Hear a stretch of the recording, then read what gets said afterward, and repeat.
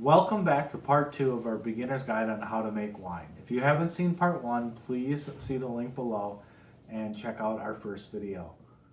So today, if you've been following along, we are making blackberry wine. What you chose to do may be a little bit different. That's totally okay, but it's been about 10 days now and your wine should have been fermenting this whole time, and it should have looked something like this with bubbles and everything inside of it. Nicole's not quite sure how I'm going to edit that in, but it'll be okay, I assure you. Anyways,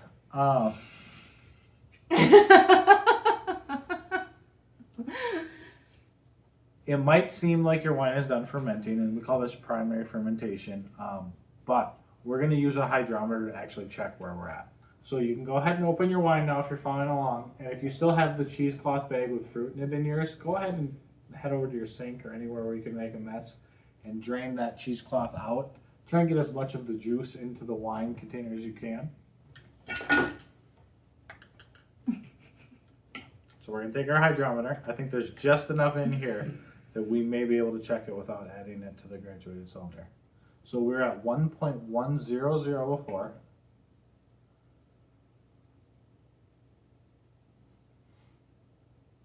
And we are at, oh goodness, 1.010. So that's right here. We're expecting the fermentation to get to the blue, which is 1.00, and probably actually surpass it a little bit. So this is not really anywhere near completing its primary fermentation. However, we are making a video and it doesn't hurt to transfer it early, so we're going to go ahead and transfer it to a new container. If you don't have a second container like this to use, go ahead and empty this into a sterilized container of any kind. Take this to the sink and wash it, and then you can come back and use this same container if you don't have much for supplies. I'm going to kind of do this whole video series assuming that you're entry level and don't have a lot of stuff yet, so that will work fine. You're going to need something to set your wine on for the siphoning process. In this case, we're going to use a handy dandy pot. We've done it from the table to the floor before. Yes, but that is harder to videotape. Then we're going to take our siphon. These can be found anywhere. If you don't have one, you probably should get one. This is kind of necessary. You could just use a sterilized tube, but for the $10, $12 these cost, they're well worth the money. Part of the reason that we use this and we don't just pour it is because oxygen is going to be the enemy of your wine from beginning to end. Even after you bottle it and you begin to age it, there's a small amount of oxygen in the bottle and the cork is semi-permeable, but the majority of the oxygen you're trying to keep out, and that's going to help your wine not age too quickly or spoil. You may, if you get ever spoil wine, you'll either have what we call an infection, and it's going to be pretty evident typically with growth or mold. And the other option is it'll smell like vinegar.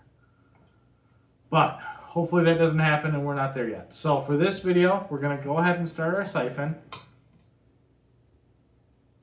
And we're just going to let this go until we're near the sediment at the bottom. The sediment at the bottom, some people call pulp, and they call it fruit pulp.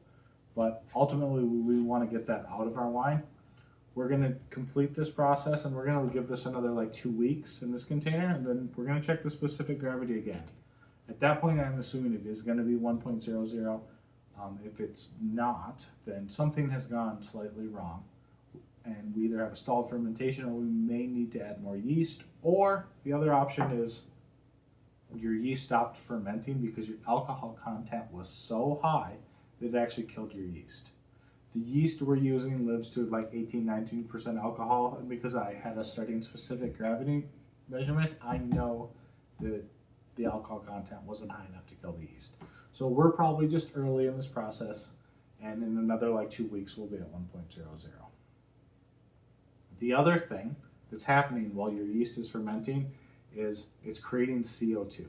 and that CO2 is in suspension in your wine.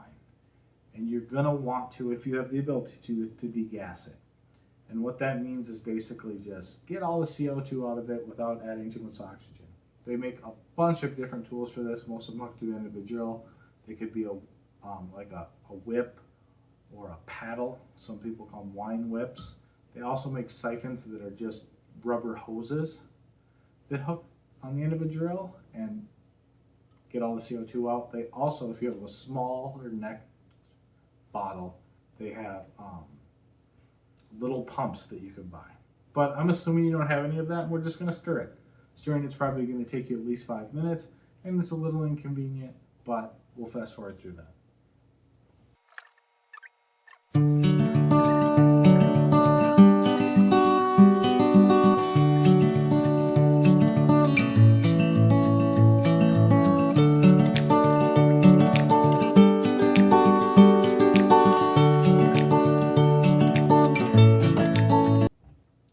All right, so at this point, you should have a little bit of wine and sediment at the bottom of your container. You can never get it all. You could probably do a little better job than I did, but you're not going to be able to get every last drop of it. Every time we do this, it's called racking.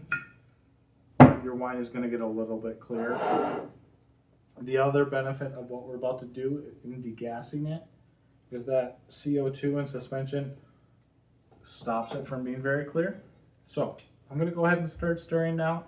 If you have a device to degas that's not a spoon, great. Go ahead and use that now and fast forward to after this.